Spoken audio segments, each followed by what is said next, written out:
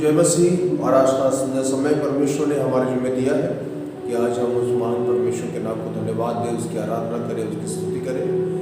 प्रभु अच्छा है और उसकी करुणा सदा की है, और इसलिए आज परमेश्वर ने हमारे जीवन को एक सुंदर दिया है, सुंदरता से बनाया है। इसलिए हम उनको परमेश्वर को धन्यवाद देंगे।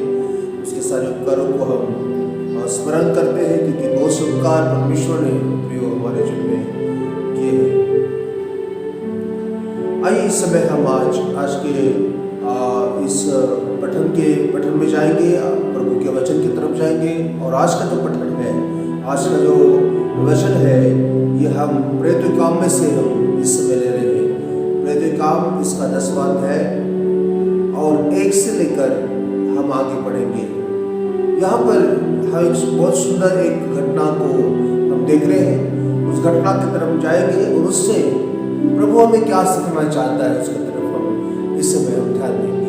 आइए हम प्रार्थना करें। सर्वशक्तिमान प्रभु, हम धन्यवाद करते हैं आज की सुबह के लिए। आपने इस सुंदर सा मौका हमारे जीवन में दिया है कि हम आपकी आराधना करें, आपकी स्तुति करें। प्रभु हमसे बोल बातचीत कर और इन सारी बातों के द्वारा आप हमें सिखाइए। प्रभु जी धन्यवाद करते हैं इस समय के लिए। आए करे समय आपके हाथों में समर्पित करते हुए प्रार्थना यीशु मसीह के नाम से मांगते हैं, आमीन। जो यहाँ पर हम फिर से एक बार यहाँ पर प्रभु के वचन की तरफ जाकर उस वचन को पढ़ेंगे। कैसरिया में कुरनेलियुस नाम का एक मनुष्य था जो इतालियन नामक पलटन का सूबेदार था। वह भक्त था और अपने सारे घराने समेत परमेश्वर से डरता था और यहूदियों लोगों को बहुत दान देता और बराबर परमेश्वर से प्रार्थना करता था। उसने दिन के तीसरे प्रहर में निकट दर्शन में स्पष्ट रूप से देखा कि परमेश्वर का एक स्वर्गदूत उसके पास भीतर आकर कहता है, हे कुरनेलियुस। उसने उसे ध्यान से देखा और डरकर कहा, हे प्रभु क्या है? उसने उससे कहा, तेरी प्रार्थना और तेरे दान स्मरण के लिए परमेश्वर के सामने पहुंचे हैं। यहाँ पर एक व्यक्ति के बारे में है जो प्रेरित काम में है, और यहाँ पर एक सूबेदार जो कुरनेलियुस नाम का है, जो इतालियन पलटन का एक सूबेदार था, और उसके अधीनता में कम से कम 100 से अधिक लोग उसके अधीनता में काम करते थे। कुरनेलियुस एक अन्य जाति व्यक्ति था, और सबसे पहले अन्य जाति व्यक्ति जो है प्रभु में जो आया होगा तो वो है कुरनेलियुस। और उसके पहले की बात है कि वो एक यहूदी नहीं था, एक अन्य जाति था, लेकिन परमेश्वर को, जीवित परमेश्वर को मानने वाला व्यक्ति था। और यहाँ पर हम देखते हैं कि कुछ महत्वपूर्ण बातें, कुछ 4 बातें की तरफ हम यहाँ पर गौर करेंगे। कुछ 4 बातों की तरफ हम विशेषकर आज हम देखेंगे। और आज हम इसकी तरफ देखेंगे तो एक सच में हमारा जीवन एक सच्चा मसीह जीवन के तरफ आगे और बढ़ेगा। और यहाँ पर जो बताई गई बात इस प्रकार से है कि वह भक्त था और अपने सारे घराने समेत परमेश्वर से डरता था। यहाँ पर हम देखते हैं कि सबसे पहले उसके बारे में जो खूबियाँ थी उसके बारे में बताया गया है। कुरनेलियुस के बारे में बताया गया है। कुरनेलियुस कैसा व्यक्ति था? वो एक सूबेदार था इतालियन पलटन में, और उसके अंदर का अधीनता में 100 से भी अधिक लोग थे। और उसके बाद उसके व्यक्ति जीवन के बारे में बताया गया है। और यहाँ पर इस प्रकार से बताया गया कि वो भक्त था, परमेश्वर का भक्त, परमेश्वर को चाहने वाला, रात दिन उसकी आराधना करने वाला, उसकी प्रशंसा करने वाला, और दिल से, एक दिखावटी रूप से नहीं लेकिन दिल से उसकी प्रशंसा करने वाला व्यक्ति था। सबसे पहली बात, वो एक परमेश्वर का भक्त था। क्यों यहाँ पर एक मसीह परिवार का चित्र यहाँ पर निर्माण होता है। प्रियो, एक मसीह परिवार एक जब उनके अंदर ये 4 बातें हैं तो उनका एक परिवार, मैं सोचता हूँ कि एक मजबूत और परिपूर्ण परिवार है। क्योंकि हर एक मसीह परिवार के द्वारा एक कलीसिया का निर्माण होता है, और एक अच्छी मजबूत कलीसिया के लिए महत्वपूर्ण बात है कि हम जो है हर एक विश्वासी लोग सच में परमेश्वर के किसी भी रीति के स्वार्थ न रखते हुए उसका भक्त होना अनिवार्य है। और जब हम परमेश्वर के भक्त हो जाते हैं, परमेश्वर की अधीनता में हो जाते हैं, तो हमें सिर्फ प्रभु दिखता है, दूसरा कोई नहीं हमें दिखता। परमेश्वर को हम कैसे प्रसन्न करें, यही हमारे अंदर सोच रहती है कि मैं मेरे परमेश्वर को कैसा प्रसन्न करूं। और ये खूबियां जो है कुरनेलियुस के अंदर थी, वो परमेश्वर को प्रसन्न करता था, वो परमेश्वर की आराधना करता था, उसकी उपासना करने वाला वो व्यक्ति था, स्वयं वैयक्तिक समय परमेश्वर के साथ बिताने वाला व्यक्ति था। और इसलिए कहा गया है कि वो एक भक्त था, परमेश्वर की आराधना करने वाला एक भक्तिमान, एक उपासक था परमेश्वर का, एक अन्यजाति था। लेकिन उस सर्वशक्तिमान परमेश्वर के सम्मुख रहकर, जिसने सारे जमीन और आसमान को बनाया, उसकी आराधना, उसकी उपासना करता था। और हम आगे इस प्रकार से देखते हैं प्रियो। दूसरी बात, सिर्फ वो अकेला नहीं है वहां पर, दूसरी बात यहाँ पर है, वो अपने सारे घराने समेत परमेश्वर से डरता था, अपने सारे घराने समेत। यहाँ पर लिखा गया है कि अपने सारे घराने समेत वो परमेश्वर से डरता था। इसका मतलब उस घराने में जितने भी लोग हैं, आज हमारा सभी परिवार है, पति पत्नी दो बच्चे हैं, लेकिन हो सकता है उनके पास ज्यादा लोग हैं, ज्यादा लोग हो सकते हैं, नौकर चाकर भी हो सकते हैं। और यहाँ पर बता गया है कि वो अपने सारे घराने समेत परमेश्वर से डरता था। परमेश्वर का आदर करने वाला वो परिवार था, परमेश्वर के लोगों का आदर करने वाला वो परिवार था, एक धार्मिक परिवार था, एक दिखावटी जीवन नहीं, एक दिखावटी ज्ञान नहीं, लेकिन एक ऐसा जीवन जिससे सच में परमेश्वर प्रसन्न होता है। एक सच में यहाँ पर चित्र है, एक मसीह परिवार का चित्र है कि एक मसीह परिवार का जीवन कैसा होना चाहिए। सिर्फ यहाँ पर वो अकेला व्यक्ति नहीं है प्रियो, लेकिन यहाँ पर वो अपने पूरे घराने समेत परमेश्वर की आराधना कर रहा है। कितनी आनंद की बात है जब पूरे घराना यीशु मसीह को स्वीकार करके चलता है। यहोशू ने कहा, मैं और मेरा घराना तो परमेश्वर की सेवा करेंगे। आप चुनो आप किसकी सेवा करना चाहते हैं, लेकिन मैं और मेरा घराना तो परमेश्वर की सेवा करेंगे। प्रियो, आज हर एक व्यक्ति के लिए जरूरत है कि डिसीजन, एक निर्णय लें कि आज हमें किसकी सेवा करना है, आज हमें किसके पीछे जाना है, आज हमें उस परमेश्वर की आराधना कैसी करनी है।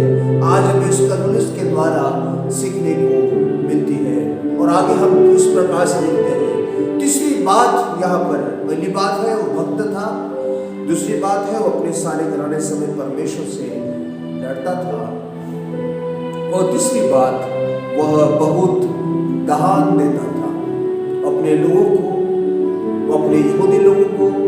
वो दान देने वाला व्यक्ति था, एक साधारण व्यक्ति नहीं, परमेश्वर के नीति नियम के अनुसार चलने वाला व्यक्ति था। सब मनुष्य सोचता है मेरे पास कुछ नहीं है, और जब सोचता है मेरे पास सब कुछ है, क्यों?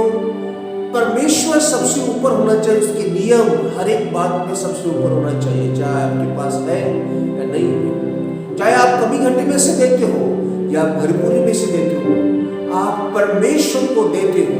ये विचार जब आपके और मेरे अंदर रहेगा तो परमेश्वर स्वर्ग से आशीष करेंगे। हमें अपेक्षा है कि प्रभु हमें आशीष दे, हम आपको अपनी सेवा के लिए दे रहे प्रभु, तो प्रभु आपको हमें आशीष दे। प्रियो, अपेक्षा के साथ जब हम देते हैं तो बड़े मुश्किल से हो सकता है प्रभु हमें आशीष, हमें अपेक्षा नहीं रखना है, लेकिन हम प्रभु से प्यार करते हैं, इसलिए उसकी सेवा, उस राज्य की बढ़ोतरी के लिए अपने दान, अपने दशमांश प्रभु के चरणों में हमें डालना।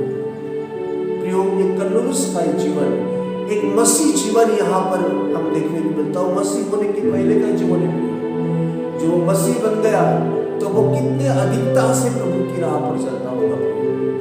आज यहाँ पर हम दो बातों को देखेंगे। पहली बात, भक्त था, अपने घराने समेत परमेश्वर का डर से डरता था और बहुत दान देता था। वो दान देने वाला एक उदार व्यक्ति था। प्रभु का वचन कहता है जो उदार व्यक्ति है, जो हष्ट पुष्ट होता है, प्रभु का वचन कहता है परमेश्वर उससे आशीषित करता है। एक खुले दिल वाला व्यक्ति। प्रियो, आज परमेश्वर ऐसे लोग को ढूंढ रहा है जो एक भक्त परमेश्वर ढूंढ रहा है।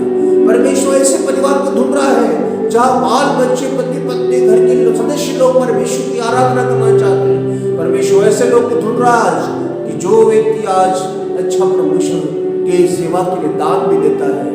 और आज इसके बाद तीसरी बात हमने यहाँ पर देखा है कि चौथी बात यहाँ पर देखते हैं कि बराबर परमेश्वर से प्रार्थना करता था। उसके अंदर प्रार्थना का जीवन था। वो प्रार्थना करने वाला व्यक्ति था। एक प्रार्थना का मन उसके अंदर था। एक दिखावटी प्रार्थना नहीं, लोगों को बता कर वो प्रार्थना नहीं कर रहा था, लेकिन एक सच्ची प्रार्थना उसके अंदर थी। धार्मिकता का जीवन उसके अंदर था। एक सच्चा जीवन था, एक पारदर्शी जीवन जीने वाला व्यक्ति था। वो सूबेदार भी था, लेकिन उसका आध्यात्मिक जीवन भी एक अच्छा था। आज मसीह परिवार का जीवन कैसा है, आज हमें देखने की जरूरत है। हम आगे बढ़ते हैं कि दोपहर के 3 बजे कि लगभग वहां पर स्वर्गदूत जो प्रार्थना में था, दोपहर के समय में जैसे यहूदी लोग दिन में 3 बार प्रार्थना करते हैं, वैसे ये भी व्यक्ति प्रार्थना कर रहा था। और दोपहर के समय जो प्रार्थना कर रहा था, हम आगे इस प्रकार से देखते प्रियो कि उसने तीसरे पहर में निकट दर्शन में स्पष्ट रूप से देखा कि परमेश्वर का एक स्वर्गदूत उसके पास भीतर आकर कहता है कर्नेलियुस। उसने उसे ध्यान से देखा और डर कर कहा, प्रभु क्या है? उसने उससे कहा, तेरी प्रार्थना और तेरे दान पर स्मरण के लिए परमेश्वर के सामने पहुंची। यह स्वर्गदूत उसे दर्शन देता है। एक अन्य जाति व्यक्ति प्रभु के सामने का कोई अन्य जाति नहीं है, परमेश्वर के सामने कोई यहूदी नहीं है, लेकिन परमेश्वर के सामने वो व्यक्ति है जो एक धार्मिक है, जो सच्चा है, जो परमेश्वर की आराधना पूरे दिल से करता है, जो परमेश्वर की स्तुति पूरे सामर्थ के साथ करता है। वो यहाँ पर प्रभु उसे दर्शन देता है। प्रभु जो है यहाँ पर अपने दूत को भेजता है, जा कर्नेलियुस के पास जा और उससे उसे दर्शन दे कि प्रभु इस प्रकार से कहता है यहाँ पर कि तेरे दान स्मरण के लिए तेरी प्रार्थनाएं और दान। प्रभु क्या आपकी प्रार्थना ऐसी जाएगी? नहीं, हमारी प्रार्थनाएं प्रभु के सामने धूप के समान ऊपर जाती है, वो संकटों में है। प्रियो, आपका दान उस परमेश्वर के बैंक में जमा होता है जब आप ईमानदारी से दान देते हैं, न कुकुरते हुए दान देते हैं, न कुकुरते हुए आप दान और दशमांश आप प्रभु के उपस्थिति में लाते हैं, तो परमेश्वर आपके दान दशमांश को देखता है। आपका मन, आप एक सच्चे भक्त हैं, आप एक सच्चे अपने पूरे घराने समेत प्रभु की आराधना करने वाले हैं, तो सच में आप जरूर एक अच्छे दानशूर व्यक्ति बनेंगे। आप एक अच्छे दान देने वाले, एक भेंट देने वाले व्यक्ति बनेंगे और एक सच में एक आराधना और परमेश्वर की प्रार्थना करने वाले व्यक्ति आप रहेंगे। यहाँ पर प्रभु ने उसे दर्शन दिया और 2 बातें उसे स्मरण के लिए प्रभु ने बताई। पहली बात प्रार्थना, दूसरी बात दान। प्रियो, आज हमारी कौन सी बात प्रभु स्मरण करता है? कौन सी बात की तरफ प्रभु का ध्यान है? क्या ऐसी हमारे अंदर ऐसी बात है जिसके तरफ प्रभु ध्यान कर रहा है? वो कहता है, शाबाश मेरे विश्वासों के दास, शाबाश मेरे विश्वासों के व्यक्ति, कि आज कलीसिया के परिवार में आज ऐसी 4 बातें उनके अंदर देखने के लिए मिलती है। क्या आज कलीसिया एक मजबूती की ओर जा रही है? प्रियो, हमें देखने की जरूरत है। हर एक पासवान को अपनी कलीसिया की तरफ देखने की आवश्यकता है। हर एक विश्वासी को अपने तरफ देखने की बहुत आवश्यकता है। और यहाँ पर प्रभु का वचन इस प्रकार से कहता है कि परमेश्वर के स्वामी स्मरण तो नहीं है। प्रभु का वचन, आपका कर्म, आपका काम प्रभु देखता है। आप किस प्रकार से चलते हैं, बोलते हैं, आपका अनुसार आप किस प्रकार से यीशु के ऊपर विश्वास करने के बाद आपका जीवन है, ये सब प्रभु देख रहा है। और इसके हिसाब से प्रभु आपको उसका प्रतिफल देगा। प्रियो, प्रभु चाहता है कलीसिया यीशु मसीह खून से खरीदी हुई है। प्रियो, उसके लिए उसकी कुर्बानी दी। इस कलीसिया के लिए परमेश्वर ने अपनी जान दे दी। प्रभु देख रहा है कि कौन मेरा भक्त है, कौन है जो अपने सारे घराने समेत मेरी आराधना करता है, कौन है जो मेरे वचन के अनुसार दान धर्म करता है, ऐसा कौन है जो निरंतर प्रार्थना करता है। प्रभु ऐसे लोग को ढूंढ रहा है। प्रभु कब से कहता है भजन 27 में कि कितना सुंदर धन्य है व्यक्ति जो परमेश्वर के उस वचन में रात दिन उस वचन को मनन करता है, जो कार्य वो हाथ में लेगा वो सफल होगा। प्रियो, दुष्ट के समान नहीं, लेकिन एक धार्मिकता का जीवन, एक आशीषित जीवन प्रभु हमें देना चाहता है। प्रभु को परमेश्वर में बढ़ाना चाहता है। प्रियो, आज कोई अपने जीवन में समस्या नहीं है, आज कोई अपने जीवन में निराश होता नहीं है, तो प्रभु आपसे बहुत प्यार करता है। प्रभु चाहता है कि आप उस प्रभु के राह पर चले, एक धार्मिकता का जीवन व्यतीत करें, प्रार्थना करें। प्रभु आपकी प्रार्थना सुनेगा, प्रभु आपकी 100% प्रार्थना सुनेगा। आप उसके हिसाब से प्रार्थना कीजिए। आप निराश मत होइए कि प्रभु ने आपके प्रार्थना को उत्तर नहीं दिया। परमेश्वर जानता है, प्रभु उसे देखता है। परमेश्वर आपकी भी प्रार्थना को उत्तर जरूर देगा। ये अन्य जाति व्यक्ति हमारे इस प्रेरित काम के जो इतिहास में बस ये जीवन के इतिहास में सबसे पहले अन्य जाति व्यक्ति था जिसने यीशु को अपना उद्धारकर्ता के रूप में ग्रहण किया। वो एक इतिहास का भाग बना। परमेश्वर ने क्यों उसे दर्शन दिया?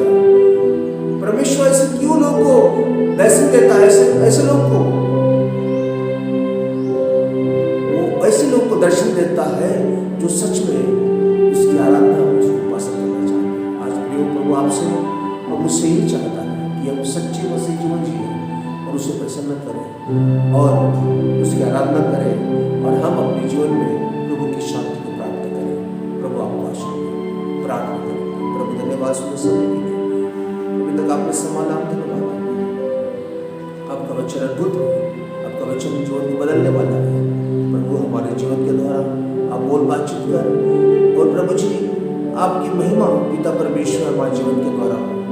और प्रभु पिता हम प्रार्थना करते हैं सच्चे जीवन जीने में हर एक हमारे विश्वासी लोगों को, पासवान लोगों को मदद करें, ताकि प्रभु आपकी मसीहत इस संसार में फैले और बहुत से आत्माएं बच्चे आ जाए सच्चे आध्यात्मिक जीवन को चलाने में हर एक भाई बहन को मदद करना। धन्यवाद के साथ प्रार्थना यीशु मसीह के नाम से।